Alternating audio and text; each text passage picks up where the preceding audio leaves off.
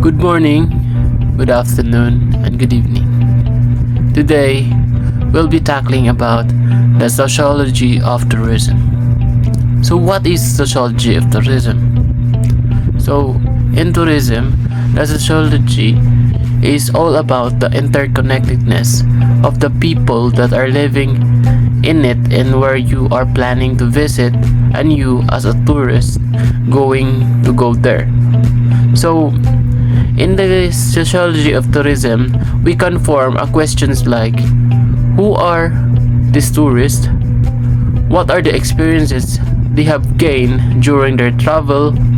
And why does age, income, and family background affect the tourist choices in their travel?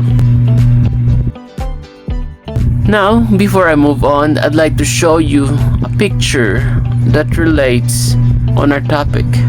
A picture that have a group of friends or a family that are experiencing a moment. So I want you to think what is the essence. So, did you think of it? Now, the essence of this travel is happiness, security, but also that provides you with a moment that you can never ever forget. That is what's most important when traveling, mostly with your loved ones or family or friends. Now that we move on, let's talk about the social nature of travel, which is deeply connected to human relationship and social behavior. So first, people enjoy traveling in groups. When people travel in groups, they feel more comfortable and happy. Of course, it's more fun sharing experience with a family, friends, or a group. And travel provides emotional safety and comfort. Being with others make us feel safe. Of course, being with someone can make us sometimes we know someone who is there to help us, guide us, and support us, which is a very initiative on how it is to make us feel secure during our travel. And third, tourism fosters camaraderie, trust, and respect. When we travel, we meet a new people like locals and other tourists and or tour guides also. Tourism fosters camaraderie, trust, and respect. When we travel, we meet a new people like locals, other tourists, or also you can be friends with a tour guide if you have one. But when we do interact with each other, we learn to work together, make friends. Also, along the way, you can respect each other's by knowing on your story, by sharing on each other's commonalities. And also, when traveling, you have to have human dignity. Because why? Human dignity is necessary for tourism. Tourists should respect local culture, traditions, and people. At the same time, locals should treat tourists politely. Respect goes both ways. It's not only one-sided, but two at once, vice versa, respecting each other. Travel grows from human desire to connect with others. Of course, we as a human love to interact. Traveling is not only just about places. It's about meeting a people, experiencing and building connections. Now, by building on that, you can be more prosperous on your experience and gain more knowledge and wisdom throughout your life. Now that I'm done with my topic, I'd like to introduce to you my another Batak reporter, Owen, who will be presenting our next topic. Thank you. Malava Griffin, peace out. Hello everyone. I'm Owen P. Bilusilio, and today I'm going to discuss to you what is the social effects of tourism. But before I discuss to you the effects of tourism, I'm going to state to you the definition of the effects of social tourism. So, tourism is concerned with the movement and contact between people in different geographical locations. So in sociology, this involves the four social effects of tourism, and these are the social relations between people who would not normally meet. The number two, the confrontation of different cultures, ethnic groups, lifestyle, language, levels of prosperity, and the likes. The number three, the behavior of people released from many of the social and economic constraints of everyday life. And lastly, the behavior of the most population which has to reconcile economic gain and benefits with the cost of living with stranger. So, take note that the effects is not only about the negative but also the positive impact of the tourism. So let's start with the first effects or the social effects of tourism, which is the social relations between people who would not normally meet. So in tourism,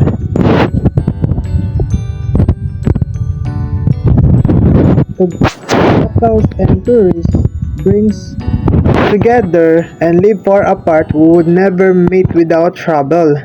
So for example, a tourist from Korea visits or comes here in Cebu and becomes friend with a local tour guider.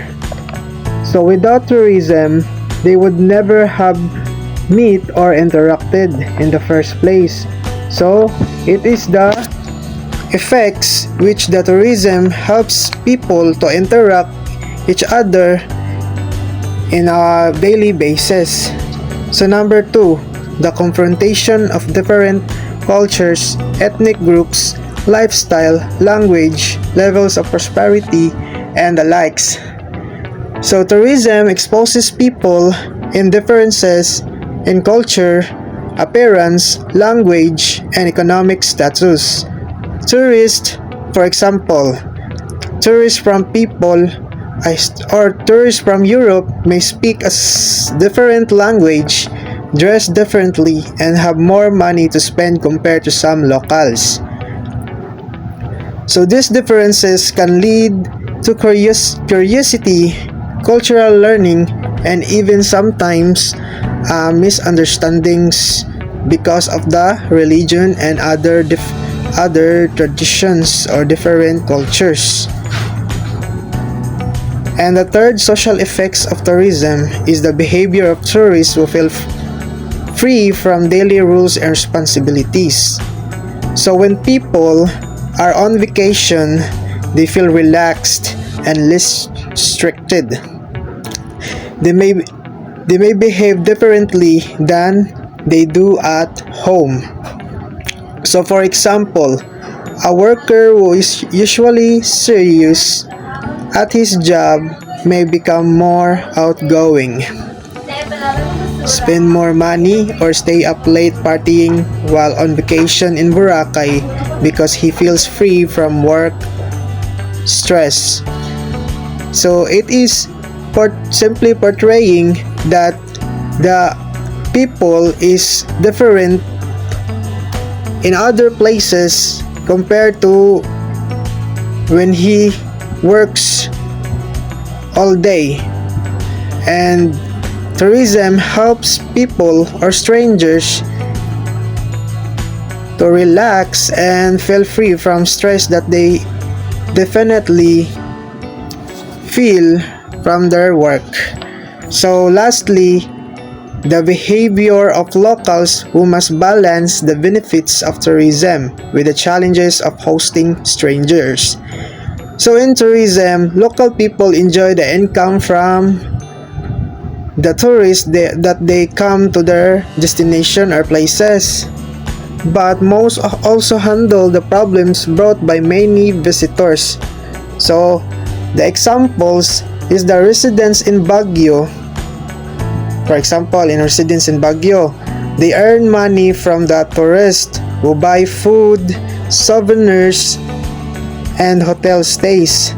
But also, locals face heavier traffic, crowded parks, and higher price of goods because of many tourists and visitors that affected the people who live there. So in short term, tourism affects society by bringing different people together, exposing cultural differences, changing how tourists behave, and forcing local to balance economic benefits with the challenges of living with many visitors.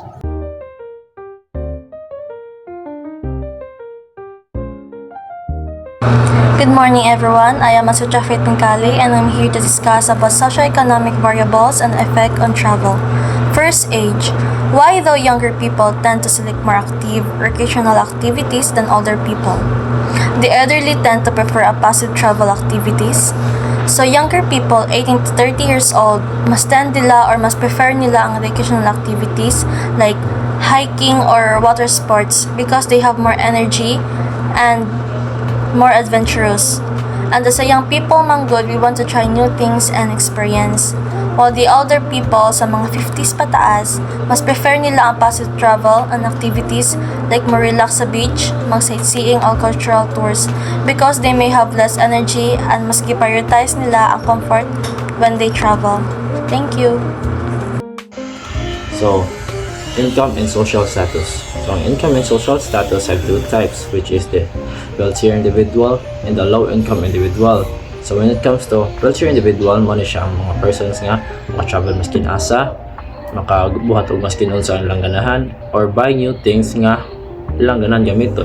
So, when it comes to travel, ang pasabot ana kay maka-travel sila maskin asa sila padong, wala yung pugong nila kay nasa lay money. Then, when it comes to scheduling, makapaschedule sila kung maskin kanusa or kanusa sila nga date mo biyahe because they have money to schedule their flight or their travel. Then sa low income individual mo na siya mga person nga dili kay makapagusto kung kanusa sila mo biyahe or asa sila mo biyahe because they have low income only. Then when it comes to scheduling, ari sila maglisod kay panitan niya pa schedule sila next month kana nga schedule di na mabalhin kay dako kay bayad na daghan kay mabayaran kay low income na sila, then more sa nila makaya. So On socio-economic part, on variables, education or educated people usually look for meaningful experience that rather than having fun, they tend to lean more towards in learning more and that can help them experience and meaningful travel like visiting cultural sites, museum that interest their mind.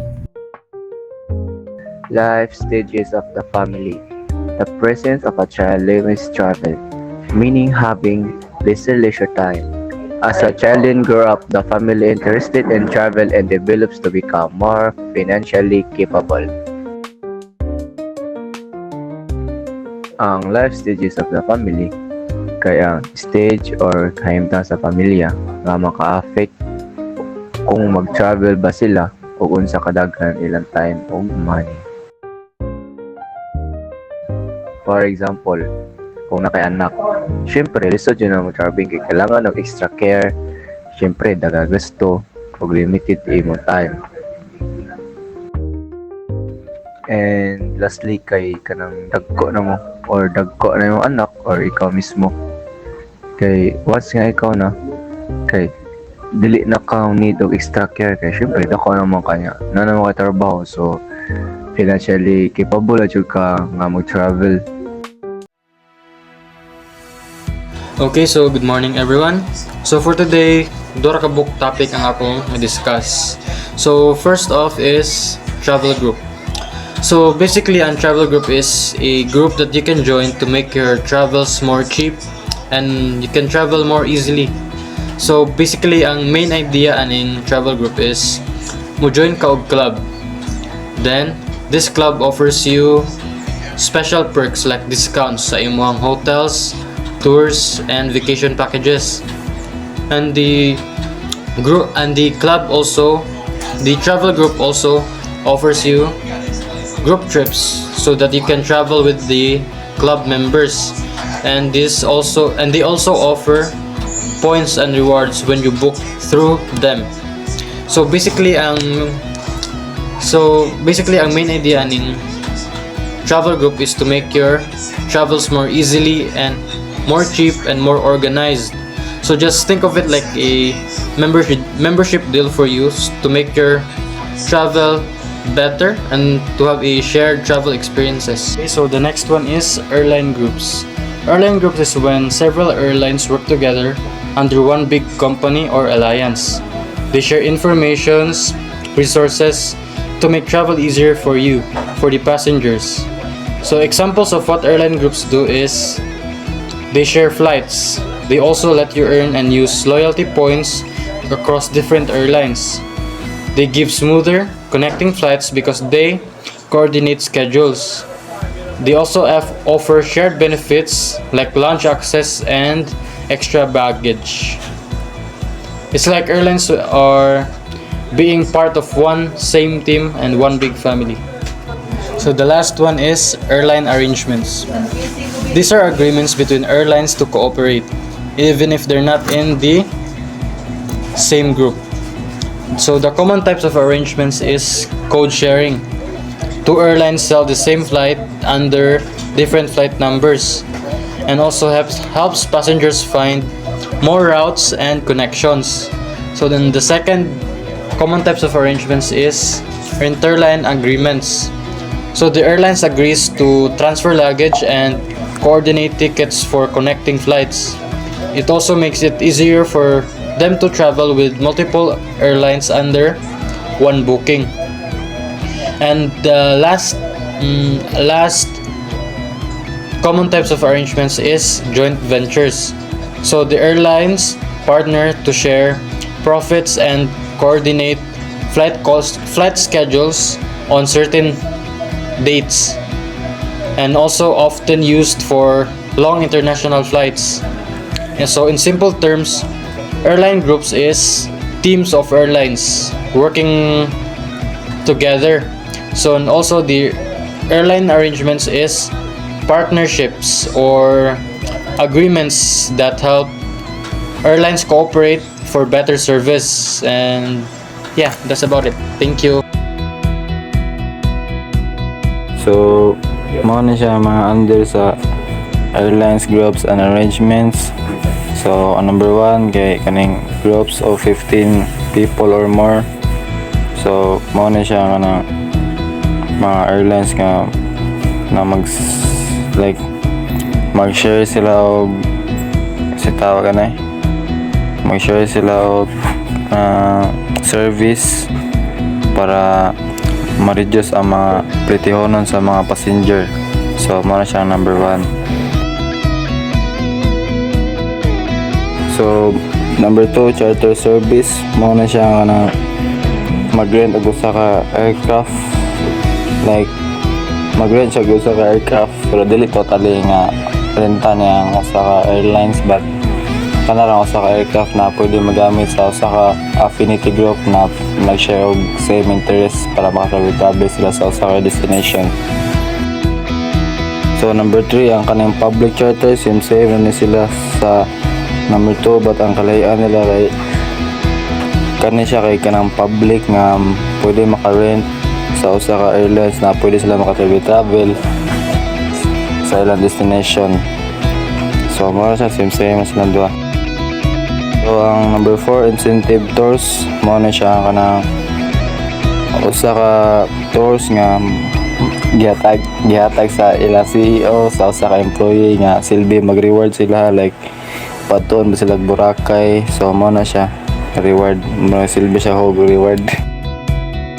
So last, letter C, special arrange tour. So mo na siya kana tour nga gi-arrange para sa kanang usa ka particular nga activity. So example, mo travel sila all about sa kanang arrange kanang sa basketball. So mo na siya special arrange tours kanang maghatag og same interest. Hi everyone, good day. This is Meros Binaro. So for today, I would like to discuss about the preference of international tourists. So when we say preference, mo ni siya ang mga like, choice, or option sa isa ka tao, or in a formal way, mo ni siya ang priority sa isa ka tao. So when we say preference of the international tourist, so pasabot ani, what is the purpose of tourists why they travel? Or what is their choice ngano ni travel sila? First, we have relaxation versus activity. So, before daw, according ni sa module guys nga, before daw, ang people daw kay or ang mga tourists daw kay na long work day. So, when they travel, expected na kay nga, kapoy na daw nila labas dito sa trabaho. So, when they travel, they choose na lang ang pahuway, more relaxed na lang. So, relaxation kay mo na lang pahuway sa kilid sa dagat or na lang sa isa ka resort nga banding lang, ina na lang ilang way of travel. But now that the workdays is gamay and ang mga tourists expected na po na dili kay kapoy kay karon uso na ba kay ang long weekends, pwede na itupad sa mga company ang mga holiday instead ng holiday martis, pwede niya ibalin ng Bernice para malong weekend.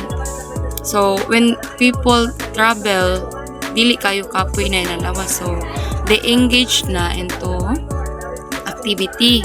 So when we say activity, mo ni siya mga water activity, sports activity, or hiking, or mga intense na activity, kaya dili naman kayo kapoy ng lawas. So next is we have familiarity versus novelty. So when we say familiarity, according Japan sa module nga, ang familiarity daw kay first day of tourist sa isa ka lugar kay they search or they seek for familiarity. So instead nga mo try sila something new, they find or they search something that will remind them of home. So like sa mga pagkaon, instead to try sample sa atong picture, instead to try Japanese food, mo seek sila sa Filipino food kay mao man ang ilang ganahan, familiarity. So ang novelty is opposite of familiarity. If si familiarity, I want something familiar, si novelty kay I want something new. So karon kay ang mga tao karon kay ganahan na mo try of something new, innovation, mo accept na all changes. So when they travel, they choose something new instead of familiarity. Next is we have dependence versus autonomy. So from the word dependence, they are dependent to someone, nag-need sila help sa isa ka tao. So mao ni siya mga tourists nga kanang mo join bitaw sa mga kanang travel tours, like gusto sila na iniset sa ilang mga travels. But when we say autonomy, mao ni siya ang mga independent kunuhay, mga ganahan sila nga sila mohimo silang mga decisions, like sila mo set sa ilang mga travel ideas. Mao ni nani term ani nga DIY travel nga sila ra tanan mo set gikan sa pagkuha sa book sa hotel dito, sila na bahala. Lahi siya sa dependence nga, na dependence kay tanan nakaset na sa tour operators, but ang autonomy kay sila mismo ni buhat. So dependence is most likely ang mga this was used sa una, but now autonomy na para more makatipid ang mga tao. So next and last is order versus disorder. So when we say order, from its word order, naka-organize na tanan. So sa una daw mga tao daw kay ganan sila o organize, mga tourists so naka-organize na, like nanay mga lista of insay buhaton, unsay next buhaton. Well now, disorder na ang mga tao, but not in a bad way. disorder, when we say disorder, kay kanan sila i-enjoy ang isa ka lugar or go with the flow lang sila. So, karon nga. In summary, the preference of international tourists continue to evolve as lifestyles, works, and global trends change. Before, tourists choose relaxation and now more on activity, and they look for novelty over familiarity, value autonomy over dependence, and from order to disorder. By understanding those preferences, the tourism industry can offer better. Good day, everyone. Today, I will be reporting about the types of tourist rules. In tourism, people travel for different reasons and with different behaviors. Some tourists look for novelty, meaning new experiences, while others prefer familiarity or comfort and safety. This mix of novelty and familiarity help us understand why tourists behave differently.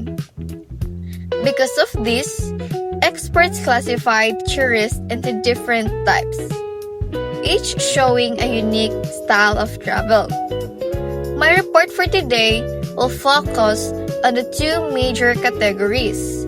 The first one is the institutionalized tourist, and the second one is non-institutionalized tourist, including the organized mass tourist and the individual mass tourist. Institutionalized tourist. Ang first two types, organized mass tourist ug individual mass tourist, gitawag og institutionalized tourist, meaning they depend heavily on tourist establishments like travel agencies, hotel chains, tour operators, and everything is arranged for them. Mao nga sila nga mao na ilang routine or structured ang ilang travel. Ang second one kay ang non-institutionalized tourist. Ang kani siya nga types nga tourist kay gitawag siya non-institutionalized kay kani nga tourist kay mao ni sila ang drifters and explorers, mas adventurous kay dili sila attached sa agencies and sila mismo ang moplan sa ilang trip, independent og laaganan. So ang organized mass tourist, kay this tourist is the least adventurous. Mapalit og package tour, na fixed itinerary, with tour guide, og dili pud sila mo decide sa ilang schedule, og bas ganahan og familiar environments lang ang ilang like mga beaches, hotels nga common, sad.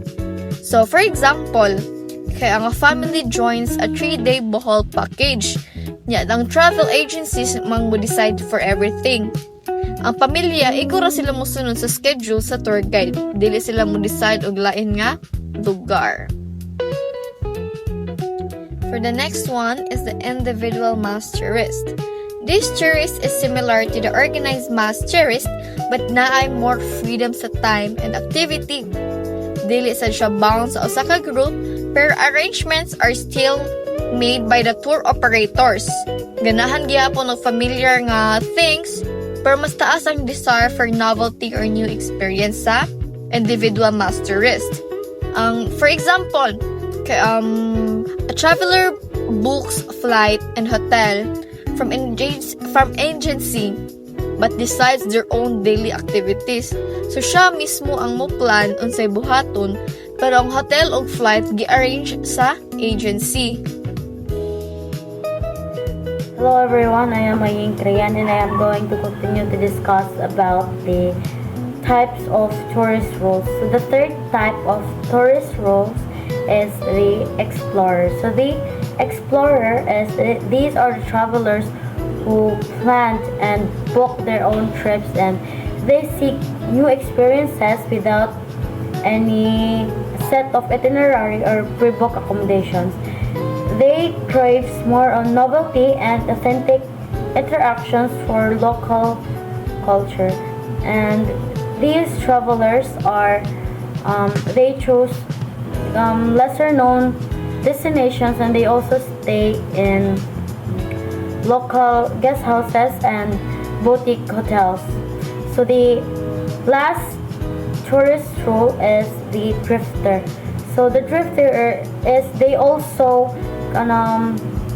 set and plan their own trips, but they spontaneously travels around the world, and they values freedom and personal discovery rather than comfort and predictability. So these travelers are motivated, in a word, live like a local. So these travelers will use a local transport, eat in a local restaurants rather than the luxury ones. And that's all. Thank you.